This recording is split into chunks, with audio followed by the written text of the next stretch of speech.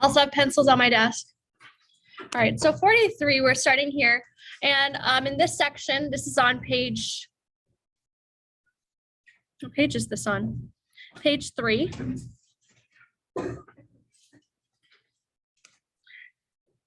And the section or the directions were to factor completely. So all I'm trying to do in this section is factoring. This is stuff from first semester.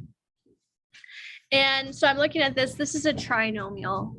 I'm looking at 12, 15, and 21, and I'm feeling like, hey, let's start by doing the right thing, which is making all those numbers smaller. I'm going to divide all of those by the number 3. And so I take the 3 to the outside, and that's going to be 4x squared minus 5x minus 7. Now this problem is much more manageable. This is a trinomial, and the lead coefficient is not 1, so I'm going to make the t-chart, and I'm going to split the middle term. 3 is going to be part of my answer. I'm hoping this factors to 2 binomials. So the b value here and the ac, it's going to be -5, and then 4 times -7, -28. Thinking of 28, I'm like 1 and 28, 2 and 14, and then 3, no, 4 and 7. Are we for real? I'm noticing that none of those multiply, do they? And so that just tells me, dang, this just had a GCF. That's lame. Oh well. Great, moving on to 44. 44, I see that this is a binomial, and just like the previous problem, I notice a GCF of 5. Taking that 5 to the outside, I'm left with x squared minus 4. And this is that special pattern of difference of 2 squares. Remember, I think of this as x squared plus or minus 0x minus 4 with the 5 on the outside. And so in my t-chart here, the b value is 0 and the AC would be -4. So I want the numbers to multiply to -4 and add to 0. Well, that's going to be 2 and -2. And I can use those to split the middle term, but because this is an x squared, I can shortcut that and just go right to the answer. X plus 2, x minus 2, and the 5 is out front. I hope that when you're factoring the difference of 2 squares, you can factor them that quickly as well, maybe even faster. Right now, number 45, I noticed that this is a binomial. And it's not difference of 2 squares. I noticed that the exponent is 3, and I think 125 is also 5 to the 3rd power. So this is x to the 3rd minus 5 to the 3rd.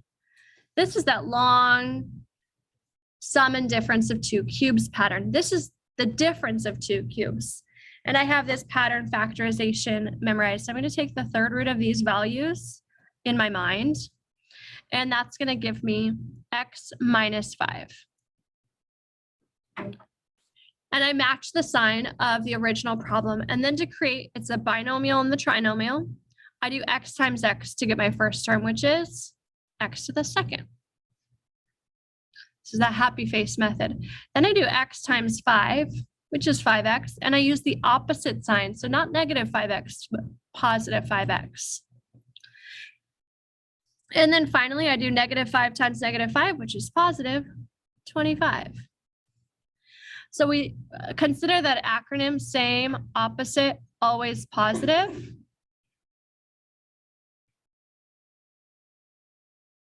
Whatever. Same as the original problem.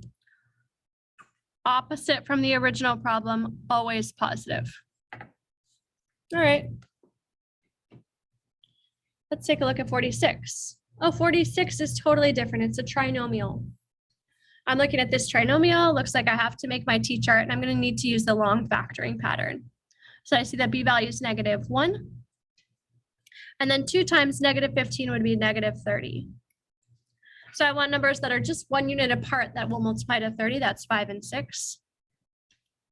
And when I want these to add together to make -1, I need the 6 to be the one that's negative. I'm going to use the 5 and 6 to split that middle term of x into two terms. So that will be 2x squared plus 5x minus 6x and minus 15. So this is not the fast factoring because there was that lead coefficient of 2 instead of the lead coefficient of 1. Now that I have 4 terms, 1, 2, 3, 4, I'm just going to fence it out. Now I'm looking for the GCF of those first two, and I see that it's just the letter x. So I have 2x plus 5, and then the x will be on the outside. Then looking at this second half, I see that it begins with a negative, so I have to take out a negative sign no matter what. And with 6 and 15, it's just a -3 that I'm going to pull out. That's going to create positive 2x, positive 5. Oh, awesome. Looking at these binomials, they match like they're supposed to. So I can write those coefficients outside as x minus 3, and then 2x plus 5. Great. We're done with 46.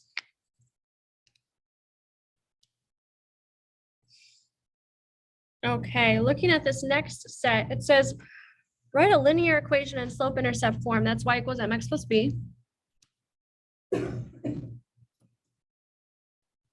I think that this is a leftover and standard form, ax plus by equals c. Looks like these were meant to be cut. These are from Algebra 1, but we used to cover these. So they're not on? Okay, good. I'm like, these are not meant to be here. Let's move on. Okay, let's go on to 50. I don't know if I redid the numbering. I probably just deleted them. So looking here, it says write each quadratic in vertex form and state the vertex. So I want to remind myself that h is the vertex, and that comes from the formula -b over 2a when it's in standard form.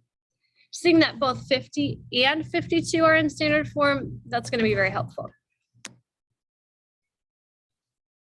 So I'm going to take a moment and calculate h. Remember, a parentheses x minus h squared plus k is what vertex form looks like. So this is the form that I'm trying to get to. So that's going to be negative b over 2a. b is -4. A is 1. That's going to equal 4 over 2. That's equal to 2. I want to be really careful when I'm doing -b over 2a to make sure I get the correct sign, because if I have the wrong sign, then I do get the wrong answer. And it's a silly thing that I could easily mess up. So now that I have h, I also have the a value. A is equal to 1. That's the same a as here. So far I have y is equal to 1. X minus 2 squared, and then I just need to find the plus k. So in order to find the k, I need to plug in the 2 to the original equation. Squared minus 4 plus 1. Plugging in 2 here. It's going to be 4 minus 8 plus 1. Here we're seeing that special hint show up. It's 1 times the number and 2 times the number, and they're opposite sides. 4 minus 8 is -4 plus 1. We're looking at -3. So -3.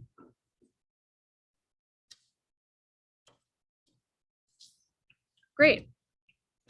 With 51, instead of showing a different method, let's just use the same. And in this case, I would need to multiply these out to get back to standard form. Remember, I'm going to use FOIL here. First, outside, inside, last. X squared plus 2x minus 6x minus 12. Combining these middle terms together, I've got x squared minus 4x minus 12. Now I can see my a is 1, my b is equal to -4, and my c is -12. So I'm going to use that same formula. H is equal to -b over 2a. And I always set myself up for success this way because I make mistakes with negatives all the time. So since the b is -4 again, we've got 4 over 2. Oh, Weird, we got the same, h is equal to 2. Now, since I have the original problem and I have the expanded problem, I can choose which one to plug it into to calculate the k value. Because I think that it will be easier for me to plug it into the top equation, that's what I will do. So 2 minus 6 and 2 plus 2. -4 times 4. And remember, I am multiplying those. It's not 0. I am supposed to get the same values, but opposite. And that's going to be that my k is equal to -16. So writing this in vertex form, I've got f of x is equal to, the a value is 1. So x minus 2 squared minus 16. When we have an a value of 1, we don't have to write it. I did write it in the previous problem just to exaggerate the a value. 52 is going to be the same type of work. So here the a value is 3. The b value is 6. So let's use those two to calculate our vertex. H is equal to -b over 2a.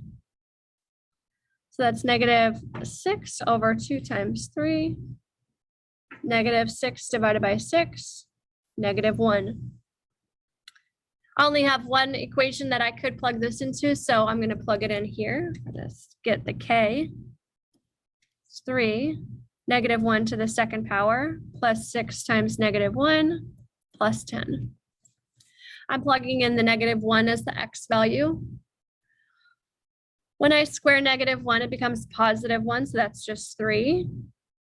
Then it's -6 plus 10. So again, I have 1 times the number and 2 times the number, and they're opposite signs. Just a little hint as I'm going through. Adding these together, I've got -3 plus 10, which is -7. So this is again f of x. Thank you. Yes, +7. Brain, please turn on. Thank you. Like I said, I make mistakes with negatives all the time, and you're bearing witness to it. So I've got the a value is 3, perfect. Then we have x minus h, so x minus -1 will become x plus 1, and then plus 7.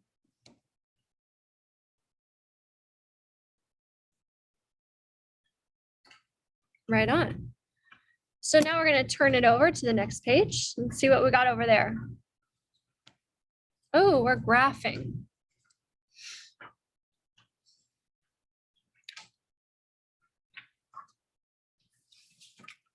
So when I look at 53,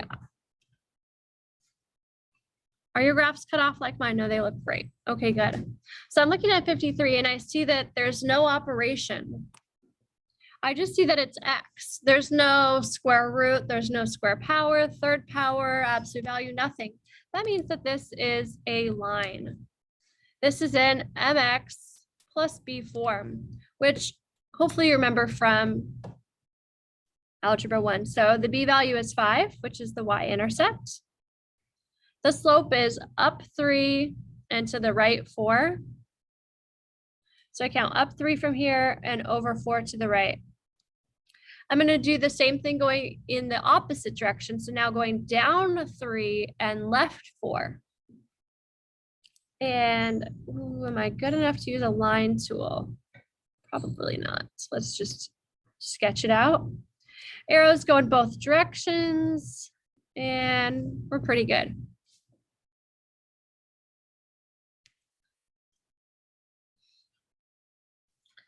So the parent function is y equals x. The k value is 5. There's no h, there's no parentheses here, so that means the h value is 0, and the a is the fraction 3/4. The transformation is that the a does what? Well, 3/4 is smaller than 1, so compress by 3/4, and then shift up 5 units. There was no h, so I didn't describe it. So my hk is 0,5. My x-intercept and my y-intercept. Let me take a moment. I see that my y-intercept is 0,5. My x-intercept, though, I'm going to need to solve for x.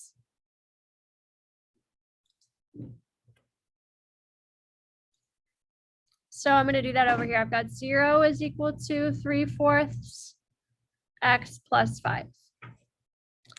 I subtract 5. That's -5 is equal to 3/4 x.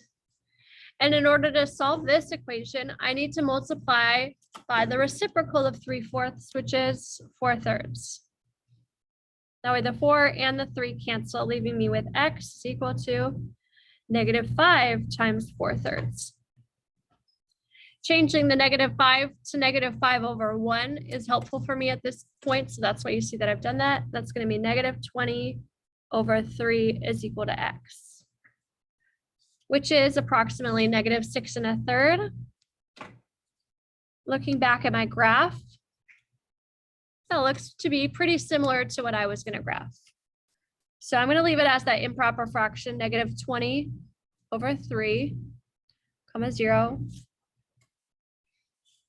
The domain of a line is unbounded. There's nothing about the line that's going to mess this up. It's -∞ to infinity.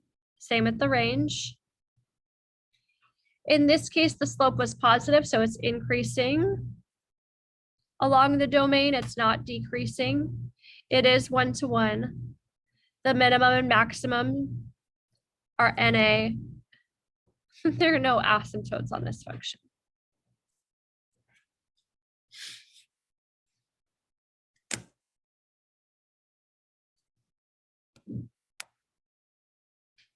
All right. On 54, we're looking at a function that's a little bit more standard. We've got our A, our H, and our K. So this is absolute value, which is a V shape. So I'm going to find the vertex -1, -7. -1 for x, -7 for y. We see that the A value is -2. Oh, that means that this is going to face down. So from my vertex, that -2 is the slope. I'm going to count down 2 and over 1. If I go down 2 and over 1 again, I'm off the grid. And then go back to the vertex and I count down 2 and over 1 to the other direction to make a V shape. And I make sure that the HK is shown to be the vertex. As I graphed, I found that 0, -9 is the y-intercept. So the parent function is y equals absolute value of x. The A was -2, the H is -1, the K is -7. So my transformations, the A is -2, so I reflect over the x-axis. And since it's not just -1, it's -2, I stretch by a factor of 2. I'm done talking about A. H moved the function to the left 1 unit, and K moved the function down 7 units. All right. And my pen just left off the N. All right, cool. The vertex or the point at, oh, duh, I got a circle. For this one, it's none. This one is a vertex and it's at -1, -7. Because this is facing down, this has no x-intercept, so I'm going to say NA for that. The y-intercept we found as 0, -9. The domain, we can plug in any x values but the range was, it's pointing down to negative infinity and it stops at k, which was -7. So the range is negative infinity until -7 with a hard bracket. This function both increases and decreases. So I'm going to have an answer for both. The increasing interval is until the x value of -1. So that's from a negative infinity until -1.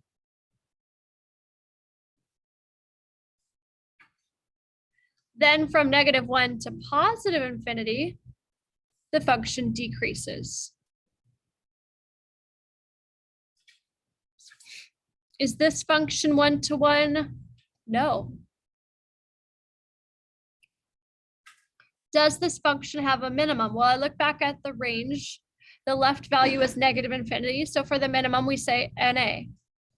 The smallest value would be negative infinity, which is not a value per se.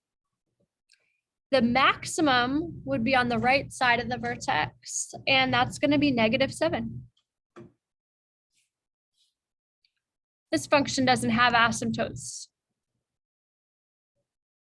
So NA for both of those. Oh, we're remembering some first semester functions.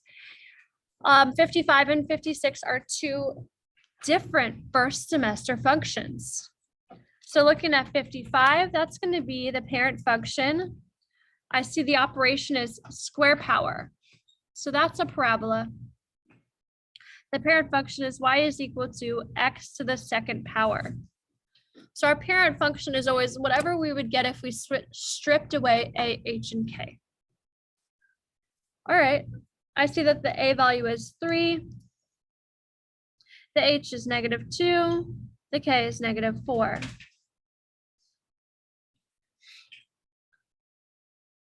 Let's begin by making our parent transformation chart.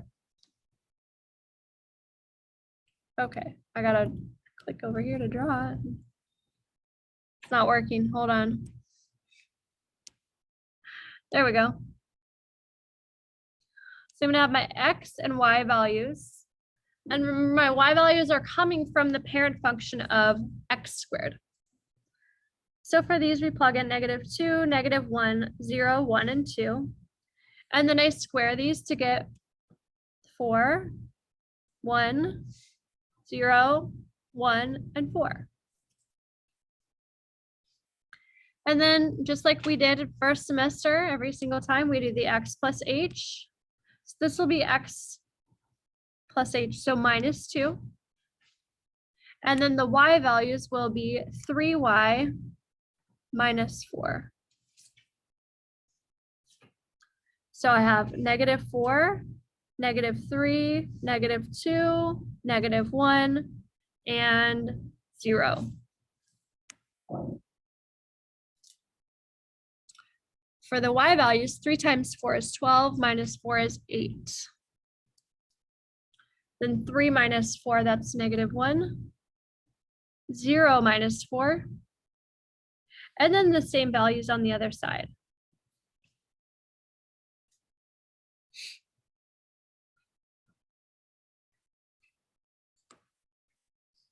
All right, so now I'm going to plot these exact ordered pairs. -4 for x and 8 for y. -3 for x and -1 for y.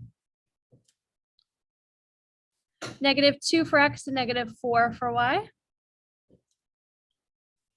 -1, -1, and then 0, +8.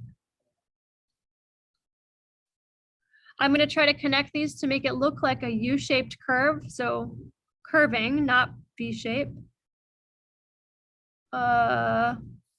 And you can see I didn't do a great job.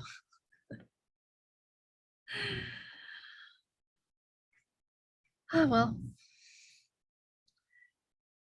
I did an okay job. What I like about this is we did find the ordered pair for the y-intercept at 0,8. My transformations, A is 3, so I say stretch. by a factor of 3. H is -2, that moved me left 2. And K is -4, and that was down 4.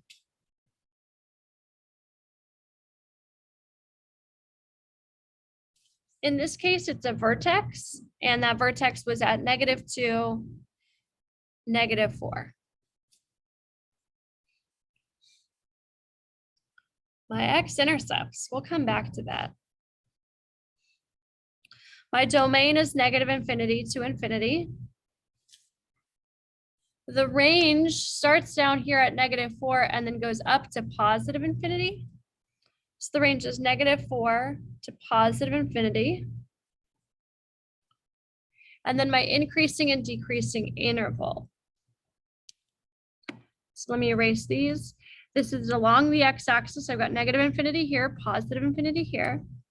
And then they change sides here at -2. So these are the intervals that I'm thinking about. On the first side, from -infinity to -2, it's decreasing. So the decreasing interval is -infinity to -2. And then from -2 to positive infinity, it increases. Is this 1-to-1? No. Now the minimum is still on the left-hand side of the range, that's -4. The maximum would be infinity, so we say NA, and no asymptotes here. Now for the x-intercept, dang, that's gonna be some work.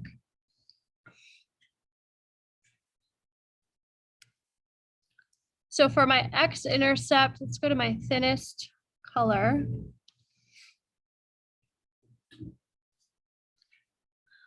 I'm going to need to solve for y being 0. And that's going to take a few steps.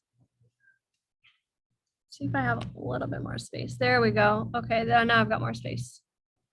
So I'm replacing this with 0. And then I'm going to start solving. So I'm going to add 4.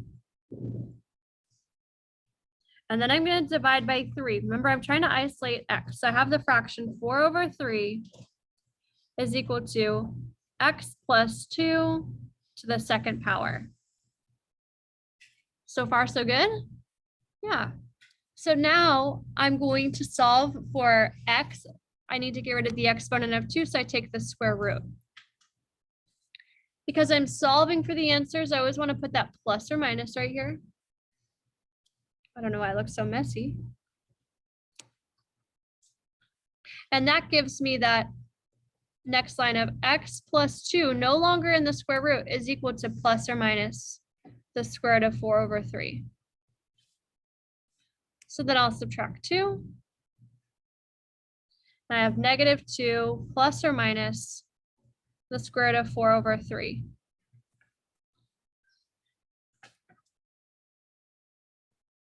I'm just going to do one little thing here that you're going to really dislike, and that's that I have a radical 3 in the denominator of that radical part, which is not allowed. So I'm going to times by rad 3 over rad 3,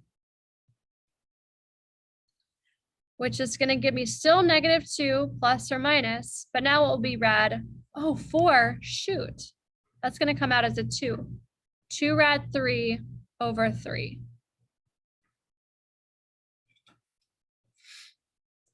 And that's my final answer for the x-intercepts.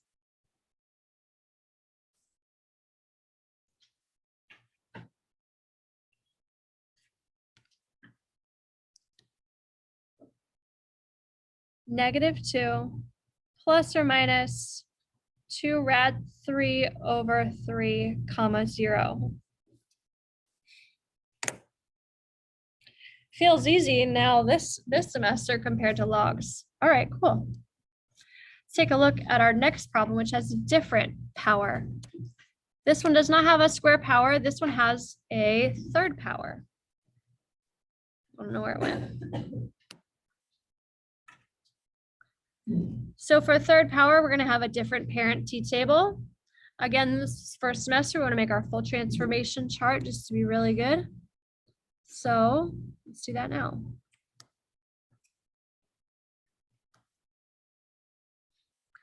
The x values are -2, -1, 0, 1, and 2. The operation is x to the third power. We're expecting a vertical snake for this. The y values are when I cube those numbers. -2 to the third power is -8. -1 to the third power is -1, 0, 1, and 8.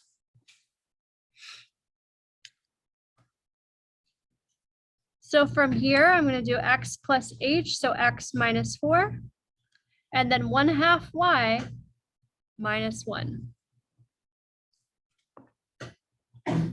So that's going to be -6, -5, -4, -3, -2.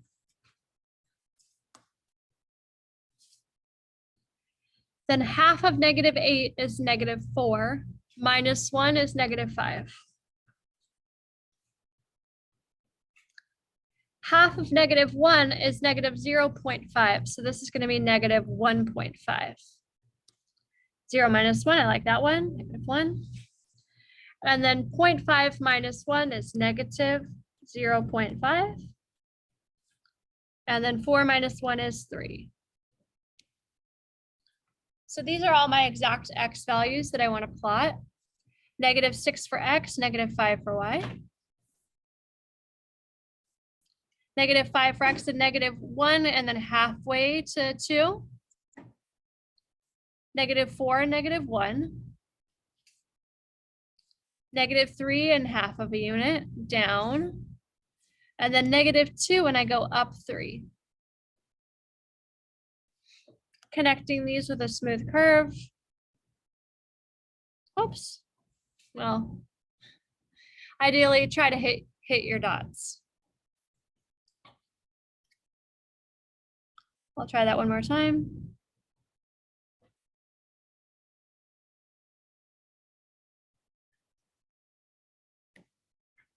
And remember, there are arrows in both directions for this. So the parent function is just y equals x to the third power. The a was 1/2. The h is -4. The k was -1. The transformation we compress by 1/2. H of -4, we move left 4, and k of -1, that's down 1. Ooh, 11:11. Are we over? I thought it goes to 11:08. It does. We're right. All right, well, we'll just finish. This is an inflection point. It was -4, -1. Then the x-intercept, I didn't find by graphing. Oh, man. So my x-intercept, if I replace this with 0, I add 1. That's 1 is equal to 1/2 of x plus 4 to the third power. Now to get rid of half, we times by 2. So that's 2 is equal to x plus 4 to the third power. We take the cube root to cancel out cube power. And then you can see that we have the x plus 4, so I subtract 4, and I'm going to leave it exact. So that's going to say -4 plus the third root of 2, comma 0. The y-intercept, we've got 0 for x, and I'm going to run that calculation. 4 to the third power is 64. Half of 64, doing that in my head, half of 64 is 32. 32 minus 1 is 31. My domain and range are both -∞ to infinity. I love it. Is this increasing or decreasing? Well, this only does one, which is nice. This one's increasing from negative infinity to infinity, which means the decreasing is NA. Yes for 1 to 1, NA, NA, NA, NA. Love it. We're done.